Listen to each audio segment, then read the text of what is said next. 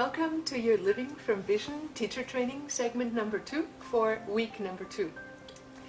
Get your teacher notes ready for the week 2 and open those. And the first thing that you will be reading is Living from Vision Instruction Manual week 2.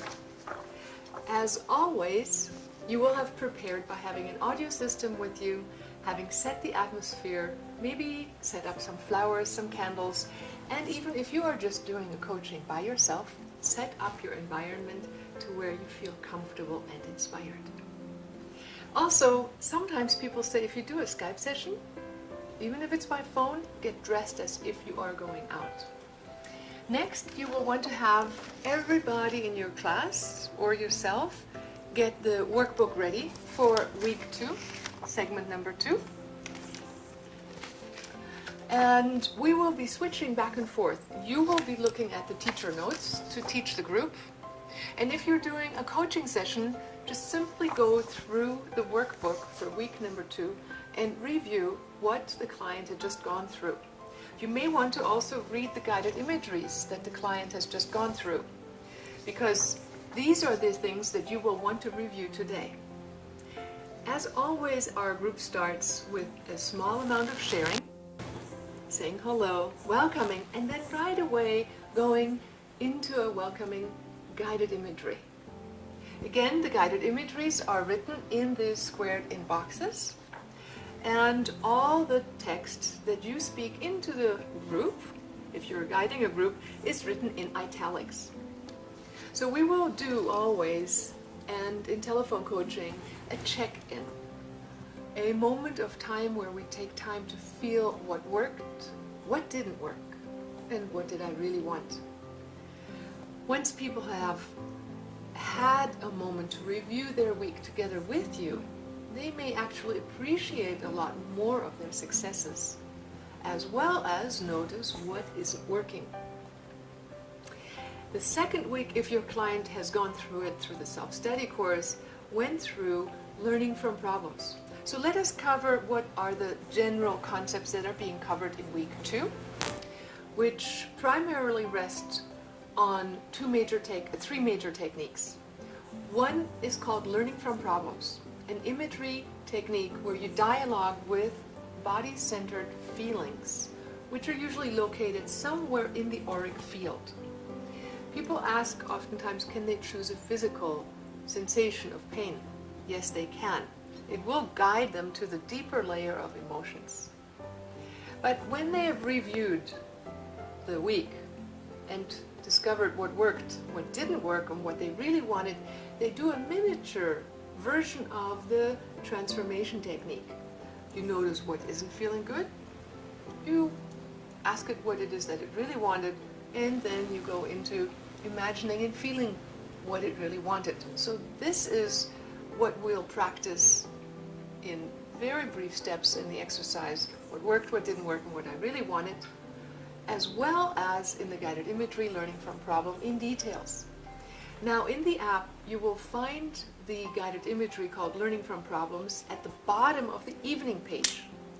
So when people want to preview or review a problem, additional to the exercises of the week, have them go look that particular guided imagery up. Now it's located in their app or in the day planner as a separate guided imagery. It's in the week 2 at the bottom, and if it's in the day planner on the PC version, it's actually in week 3. I believe at the bottom of week 3 evening. That's where they can listen to the additional guided imagery. It is not in this course available as a separate MP3 file. However, people can download it or buy it as a CD from us when they come to seminars. Now, once you have done a guided imagery, you will always ask the people to either set up in little groups if you have a large group, groups of 6 or groups of 4, and then go into a paired share if you want to, or if you have a small group, they can share in your small group just quickly what worked, what didn't work, just to check in and get a feeling established between everybody that allows everybody to share what they're feeling and so that they feel heard. This is the same for a person that you accompany by telephone coaching or Skype coaching. Check in with them, let them talk, and guide the attention always to refocusing on what it is they really wanted. It is always important to notice what isn't working, but it is equally and even more important to know what we really did want. And most importantly, of course, it is to acknowledge the successes. The first couple of weeks, people are imagining all their goals. So you will want to check first into how well they did with their homeworks. How did it go?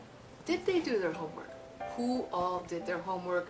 And if you prepared a little check sheet where they could check off every day of the week that they did do the guided imagery, they can show it to you or they can just mention it, and you can support their success wherever it is. Ideally, they will have listened to the morning tape every single day. Remember to emphasize that at the end of the guided imagery in the morning, they need to repeat the remainder of the three goals: description, feeling, and final image, to really make these goals stick and manifest. Then, of course, here you're guided to the text number, discussion sheet number 1, which in the book is called Dealing with Feedback, which is an important aspect for people to learn. So this is something in coaching on the telephone that you also want to emphasize. Let's just deal with life as interesting feedback. There is no such thing as negative feedback, it's just feedback. And then we decide whether we learn from it, whether we think it was silly. And I remember an NLP technique that really worked well for me. If somebody gave me feedback, such as, "You look like a cockatoo-doodle," I can go and say, let's see, cockatoo-doodle has a red comb on their head, feathers like this, and then I go, I don't think I have a red comb on my head. So then you actually compare information given with reality. Now sometimes we don't see ourselves as clearly as some other people, but you can always step back, look at something, and then make a choice, which is what we're going to get into in week 2. So when you've come across something that isn't fun, I remember that it worked so well in groups when people did the following getting rid of yucky feeling exercise. We would go like, okay, let's think of what didn't go so well, and then go 1, 2, 3. I don't want to shake so much because I have a microphone on, but you get the drift? You just even can guide a person on Skype to go 1, 2, 3, and shake the negative feelings off. And then think of all the things that worked and go, yeah, that was great. 1, 2, 3, yes! And everybody in the group goes 1, 2, 3, yes. You, as a teacher or on Skype, will be guiding your client or your group or your many small groups into these exercises. It's to get the emotions in the body engaged, to just go, I can let go of something, or yes, I can emphasize something. There is power in words and symbolic actions. Now, when we go into group sharing, which is always written up as do into group sharing, as well as when you have people on the phone, make sure that the people stick to the points and say, be focused on the essentials, because nobody wants to hear a long drawn-out story. Dramas especially not. And if people get stuck in something, you can then say, let's take the technique back to what is working, what didn't work, what did you really want.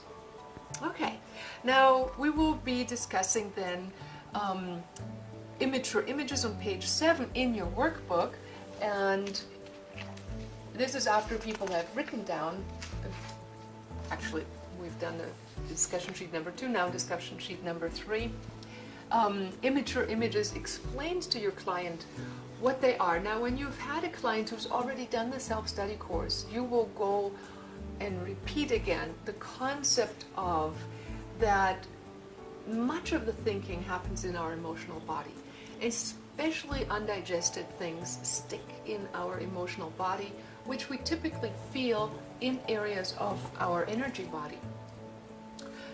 A frog in the throat, a speed in our heart, a butterfly in our stomach, a contraction, a wobbliness in our knees. So just go over the concept of body-centered feeling that the mind cannot ignore. It gets us out of the head into the reality of the problem. So just review the concept, or if you go through the group, talk about immature images, which primarily are immature trained behaviors that we have rehearsed from way back when we didn't know any better, when we didn't have any more resources on our hands. So then we will go through the reading, and then we will go into the guided imagery. In your teacher's note, after the week 3, you go through a guided imagery, which is asking you to create a guided imagery board. Now, this is the first exercise we go into before going into learning from problems, so that people become aware of the capacity of their minds communicating with higher levels of themselves through imagery. And the advisory board consists out of 3 advisors. So when you're teaching them, you're going through picking 3 advisors, which you will write up in your workbook on page 10. And people will write either page 11, will write up areas they would like to have help with first, so they can sit down and think about an area they want help with. But this is something you guide them through in their guided imagery. And then later on, when you go into the guided imagery, you will actually exercise the communication and the feeling and the imagery of the guided imagery, of the inner guide. So first, when we start thinking, when you start reading the guided imagery, you can still have people with their eyes open, with their page open to page 11 on their lap. Now, this is of course different when you're doing a coaching session. When you're doing a coaching session, people have already gone through it, and you will review their guides with them. When you're guiding them through it in the process, just ask them to take their book to page 11 and lay it on their lap, ready with a pen, because you will give pauses to ask questions. They can close their eyes, and then they can open them again and write the answers. So the first step is choosing 3 different areas they would like help with. Now, for me, that was areas in marketing. That may be areas in health, related to diet, related to your job, related to relationships, related to communication. You can choose consciously whatever area you would like. And the second part of the guided imagery then is done with closed eyes, but they keep their booklet on their lap, because you will ask them to go into and that's the second guided imagery on the next page, where you actually get messages. You get into calling in the advisor, communicating with them, and you might tell people they can use a symbol or a person or somebody they think that has already the answer, or let their subconscious come up with an advisor of their own choice. Some people may think that King Louis was a really good emperor. Some people may want to have Einstein as their advisor for intelligence or intuition. I remember taking once an advisor intuitively for health that was a salad leaf. It was a green salad leaf. Remember, the image of the advisor is simply like the lid to a pot. You open it just to get to the content, so the image, the icon, is not as important. Assuming that the right answer will come is more important. So once they've chosen the area of help, and now you're walking them through seeking an advisor, you will ask them for a message for this area in your life. So we will go through the first one. What area was it that you wanted help with? What was your advisor? And then in your guided imagery, just reading as you always do, going into your right brain, slowing down. You ask, what messages this advisor has for this particular area in your life. Now, when people have gone through it, before they talk to you on the phone, go over the fact who and what area, which area they chose, which advisor they got, and what the messages were. This we will do for each of the 3 advisors, after which in the group we will take a break. Now, if you're working with a person, you have 45 minutes, no time for a break, and you simply then go on to discussing how working with those advisors has helped them in the week. Give me some feedback. When did you actually use it? Did you sit down in your morning tapes and communicate with your advisors? This is the skill that we practice in the 2nd week. So have they used it? What surprising messages did they get? After they have gotten familiar and comfortable with working with the inner advisors, we go into actually communicating with problem images. And the learning from problems audio, as I said, is an additional audio that your clients will have practiced with if they already went through the self-study course. If not, this is the moment where you tell them it's in the app in the 2nd week, evening at the bottom. So be sure to explain to them and know yourself how to use the apps. Watch the video that I have on YouTube about how to use the app yourself, whether you have Android or whether you have iPhone or iPads. And explain to them that they need to go to the 2nd week evening in order to reactivate that particular audio, and to encourage them to do it at least twice, if not maybe 3 times, if wanted to, every day in their life. Okay, so let's go through the essentials of the technique, learning from problems. When people communicate with their inner problem, some of the issues when they do it alone is they don't quite know what the positive intent is. It's easy when you do it in a group because you as the teacher will have already gone through the experience of practicing learning from problem yourself.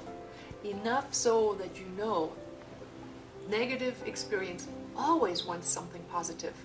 And this is something you carry in your subconscious. It is in your deep subconscious mind that you know that no matter how deep the problem is, it always wants something good for you. It will tell you what it wants, if it could have what it really wanted. And this is some security and some stability that you bring to your client. When you do a session, it sometimes is just in the tone, in how you choose to emphasize a word that makes the difference and makes it easier for your client to find it. So in your 2nd week coaching, I would encourage you to actually go through a short guided imagery about learning from problem so that the client gets the feeling. First, you ask, what is your problem? Have them close their eyes, choose one.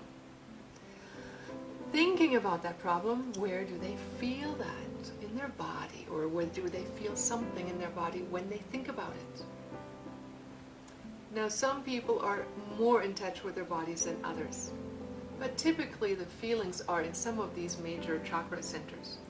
Some people will say it's a push on my left shoulder. This may come from actual past life experiences or mentally deposited feelings in certain parts of the psyche which feels like it's over here or over here. Usually when people say they have feelings in their head, it is a challenge because feelings don't usually happen in the head. Feelings happen in our feeling body. But if it's a sensation, go with it, let them play, and usually people will ask them to place their hand in the place where they have the sensation for a moment, then let them relax and put their hand back away, just so you know when you do the guided imagery that people actually are coming along. Tell them in advance that you will ask them, even when you're on Skype, to just for a moment give you sometimes a little signal. When you're talking one-on-one, you have the advantage of giving feedback, of asking, do you have a problem? Do you have a sensation? Where is it? Can you put your hands there for a moment? When you have a group, you need to find a timing that works for everybody, and just say in advance, I will ask you sometimes to give me a hand signal But then you can put your hands back in the lap. So be always sure to tell them, now you can put your hand back in the lap. So let's say you've asked, okay, where do you have a feeling? And they say, it's in my stomach. Put your hands back in your lap. Guide them through subtle feelings of saying, is it more in the front, more in the back? Is it sideways? Is it larger than your body? Is it heavy? Is it light? If it had a structure, what structure would it be? If it had a color, what color would it be? These are all just so that your client gets in touch with the feeling. Once they've gotten sufficiently in touch, you can let them take it outside so that you can look at it. Don't ever say words like, well, try to take it outside of you. Remember last week's session where I said most people speak in negative terms? Become more and more aware of how you verbalize what you say. If you say try to, it implies that it might be difficult. You, in your words, always imply it's easy. It's a fun thing to do, and we just want to see it from the outside, so we'll just do it. I have found with all the years that I would say 99.9% of the people do it like that. If there's ever anybody who says, I can't get out of it, say, oh, no problems, just step backward. Or just communicate with it as it is. We want to get a little distance. When people are in traumatic situations, we don't want them stuck in the emotions. We want them to be a little bit further removed, to take a look at it, just like soul would, looking at a situation from a higher perspective. So when people go through this experience, they go like, I see the tree from the forest. When we're inside a forest, sometimes we can't realize that there's just a stand of woods. It's not even gigantic. Even the Amazon looks small from space. So you get people to look at the problem from the outside and then find out what it has been doing so far. Nothing necessarily positive. It doesn't have to be, just so it gets to tell you what it's been doing. It might have been making a ruckus, throwing up dust, complaining. I remember somebody had a bomb and they said, I said, well, what has it been doing? Oh, it's been destroying everything. And then comes the crucial question for which you change your voice and you say, what does it really want? Bombs usually want a lot of quiet afterwards. Ultimately, bombs want to have whatever will we have to be manifest, oftentimes peace, understanding, love. It just is an immature way of going about getting to the end result. So that lies in your voice as well. What does it really want? Be warm about that question. If you go like, well, what does it really want? And use a left brain voice, you will probably lose the client into the left brain direction. If you use your voice into the right brain direction, which goes into the heart, and it says, what does this energy really want? There is a marvel and it goes, of course, and you get the answer.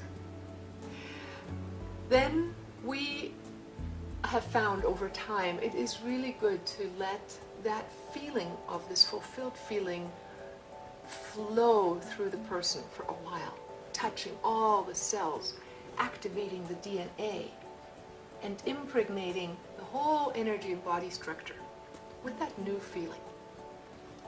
Then you can go, what color does it have? If it had a symbol, what symbol would it have? And go through the next steps. I would recommend that you read the book Wisdom of the Dolphins and also the children's book Alan Learns to Use His Imagination, both available at Amazon or regular bookstores. And the children's book that is actually being published right now will have guided imageries with it that children can do to guide them through this process of solving problems from the inside out. So you could also use the little workbook with children in order to have a study group with children, guiding them through the same stages, or place of peace, dialoguing with the inner images of a genie, pre-creating successes and wishes, and dialoguing with problems. So once a person has gotten an image and placed it in their inner guided central place of peace, they then can ask that image to always be in touch, and from there always communicate. There are a number of steps that the guided imagery will take you through. What you're doing as you're going through the guided imagery in the course is a little reduced. The guided imagery that you have on the app is a little longer, and so encourage your students to work with that numerous times throughout the week. When you're on the phone with them, I typically can either take one whole image through within a half-hour time period. So if you're working in the second week, be sure that you time yourself and ask your client if they would like to have a special booking just for another of those kinds of sessions.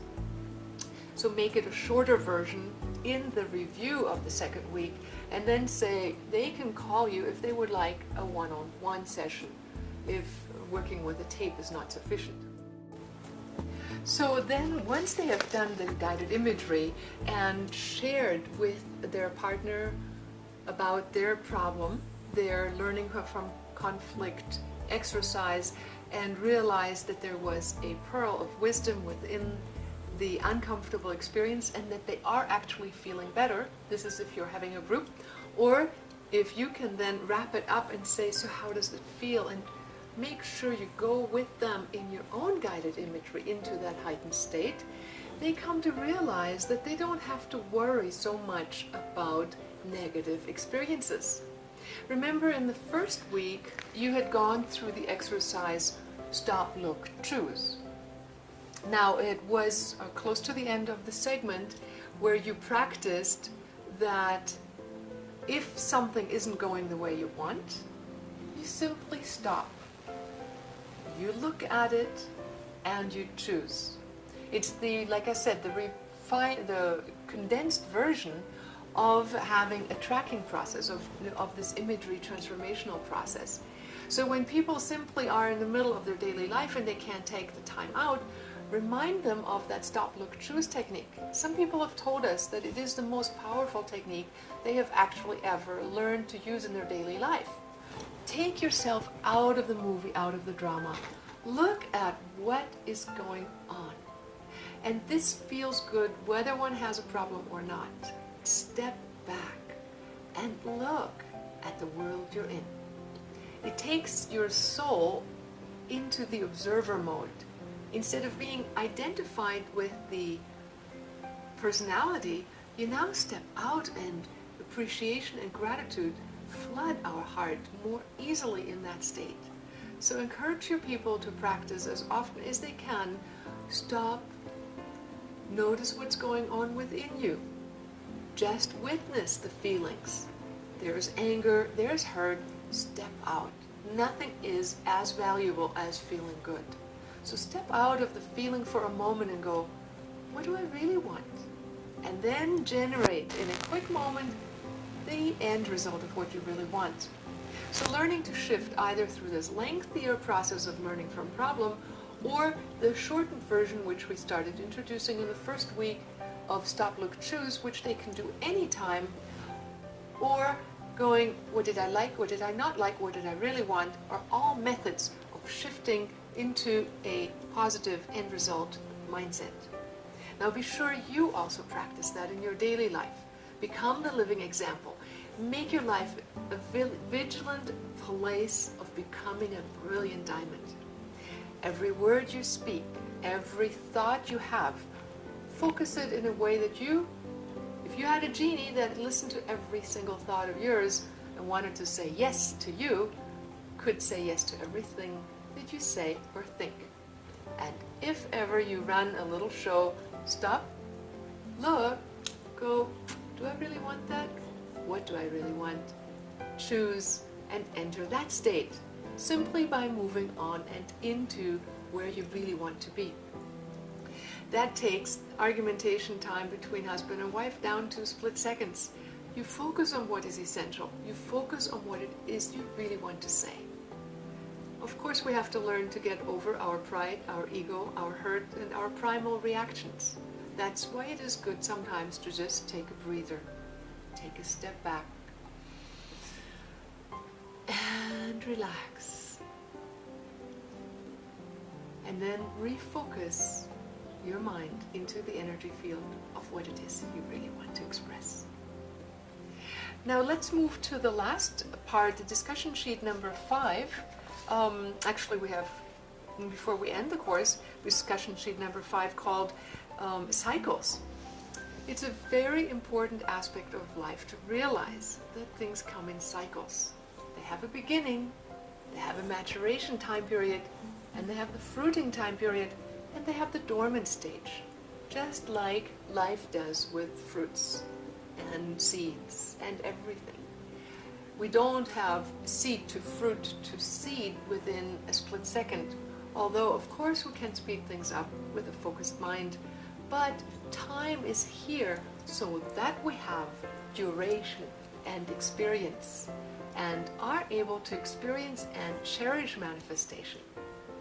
So the same happens with the Living from Vision course. When your people start visualizing a goal, they're setting seeds.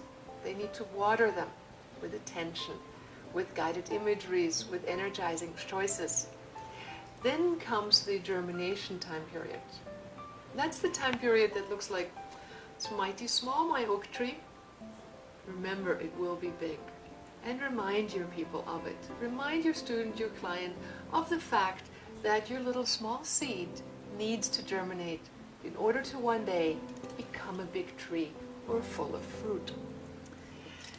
Now, some people are really good in one or the other season.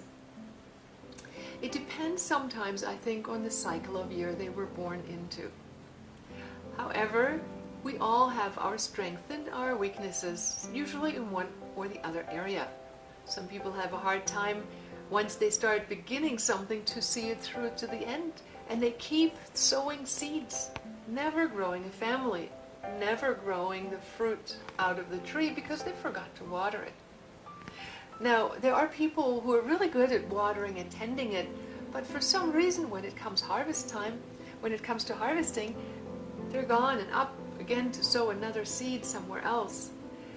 I have many times observed myself, especially in gardening, how when the carrots were ready for picking, I had to go somewhere else. And oftentimes I need to consciously invest energy in the harvesting and the enjoyment of the fruit. I am so super happy in the productivity cycle, in the seeding and in the watering cycle. I'm good now. I can see things to the end, but then fruits also need to be enjoyed. Now all of us are good in one or the other, and we can strengthen one aspect or the other. So this is the cycles, the developmental pages, the stages, and also giving you feedback as to how you're doing. Now when we are in the Living from Vision course in the first couple of weeks, people might go and say, well, nothing is happening yet. What is going on with my magical skills here? Well, everything takes time. Learning how to manifest instantly is a process that one has to practice. But the feedback is valuable. Remember what we learned from feedback? Every experience could be giving us feedback, whether it's saying, yes, move ahead, or it's saying, don't move ahead. Both is feedback and is valuable. When somebody says something negative to us, there might be a kernel of useful information in there. We can always separate the wheat from the spray and find out what is the kernel for us that is useful, and we can grow from it. Now in that sense, we can detach ourselves from the identity of negative and positive feedback. We just go like, let's look at life. Let's look at my emotions. It's just information. Whether negative energy comes at us, we just go, oh, that's interesting. What do I really want? And what does it have to teach me or tell me? Pain usually wants us to start listening to something. Maybe we have been overworking. Maybe we have been not doing enough. Maybe there's a nagging voice in our head. We need to listen and honor all the feedback. And this week, we particularly want to practice small enjoyments. Moments of pleasure, whatever people choose for themselves. So you will have them pick a short version of small pleasures in the week that they would like to experience.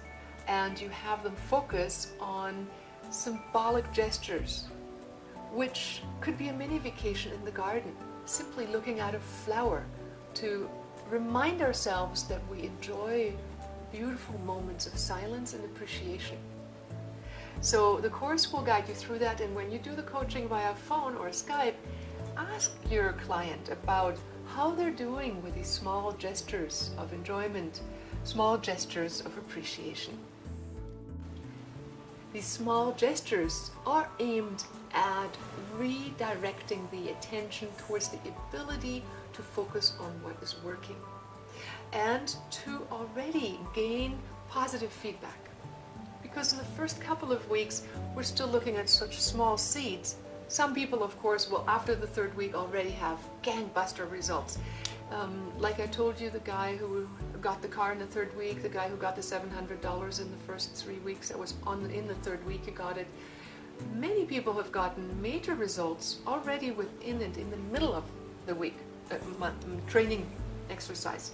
However, some people just have the first trimester, morning sickness to deal with. That is why it's important to set small symbolic gestures that express deep desires that the client may have. That may be moments of rest, that may be a sense of success or something they would like to experience. Have them choose the symbolic gesture according to their own desire and need. Now, when you're wrapping up your session in the group, you will have a guided imagery that is printed out for you on the last page in the square box, a closing exercise, which we always will do. So we start with the right brain and end with the right brain exercise. We will have left brain exercises, reading and writing. We will have sharing with one-on-one and in the group. And we will have homework. So go over the homework with them before you go do the guided imagery. And you'll do the same thing with your client on Skype or on the phone. Go over with what more they can do this week, and your client on the phone will be entering into doing the third segment. They will do the third segment on their own and will then review this with you. Some people choose to do this 3-hour segment, usually it takes about 2 to 3 hours, and immediately thereafter have a phone conversation with you. Some will want to have had several days of practice and then do a session with you so that the questions become more apparent. Some will have had a week of practice already and may stretch out everything over 2 weeks. Whatever it is for you, just be aware where your client is going and be prepared to read ahead what the third week covers. We will be walking in talking about pre-experiencing success, setting up your ideal self as the major tools for the third week. So anticipate that and let your client know when and at what stage you will practice, and talk with them. If they have a week of practice ahead of them and they've just had the 3-hour segment yesterday, so to speak, encourage them to do the daily exercises. Encourage them to do the guided imagery learning from problem. Encourage them to do the symbolic gestures of success and whatever else they choose. And of course, in the guided imagery, they will be talking with their inner guides. Be sure you have listened to the guided imageries and know what morning and evening questions your client will be listening to or has listened to, so that you know what state of mind they're in. Now, I'm wishing you all the best, and of course, as always, I'm available for questions. And if you want to, you can also have a Skype session with me. But I hope that you have great fun teaching your group or your client, and we'll see you for your third segment next week.